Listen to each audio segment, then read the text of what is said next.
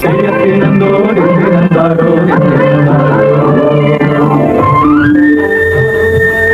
വീടും. ഹായ്, എല്ലാവർക്കും നമസ്കാരം. നിങ്ങൾക്കിത് കേട്ടപ്പോൾ എന്താണ് തോന്നിയത്? നമുക്കൊരു കൊച്ചു കവിത കേട്ട് തിരിച്ചു വരാം. കവിതയുടെ പേര് വയലും വീടും. അന്നൊക്കെ വൈകിട്ട് കൃത്യം 6:50 കൊയ്ത്തും കഴിഞ്ഞ് കതിരും പെറുക്കി വരുമായിരുന്നു റേഡിയോയിൽ നിന്നും വയലും വീടും. പകലുടലാകെ വെയിലിന് വിട്ടുകൊടുത്ത് അന്തിക്കള്ളിന്റെ ചൂര് കൂടെ കൂട്ടി വരുന്ന അപ്പൻ. ഊതി ഊതി അടുപ്പിനെ തോൽപ്പിച്ച് രാത്രി വിശപ്പിന് മരുന്ന് കുറുക്കുന്ന അമ്മ. കൂട്ട് മുളക് ചമ്മന്തിയാണെങ്കിൽ എന്ത്?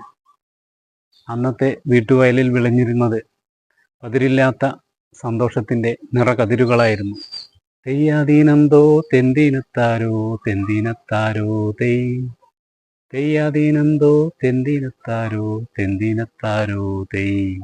ഇന്നോ ടൺ കണക്കിന് ഫണ്ട്. നാട്ടിലെങ്ങും പാട്ടിനാൽ നികത്തപ്പെട്ട വയലേലകളിൽ സന്തോഷം കുടിയിറങ്ങിപ്പോയ കുറേ പാവ വീടുകളും നമ്മളും മാത്രം. നിങ്ങൾക്കും ഇത്തരത്തിൽ പഴയകാല റേഡിയോയെക്കുറിച്ചുള്ള ഓർമ്മകൾ ഉണ്ടാവുമെന്ന് കരുതുന്നു. അത്തരത്തിൽ ഓർമ്മകളുള്ളവർ ഒന്ന് കമൻറ്റ് ചെയ്യണേ. എന്നാൽ എല്ലാവരോടും ബൈ.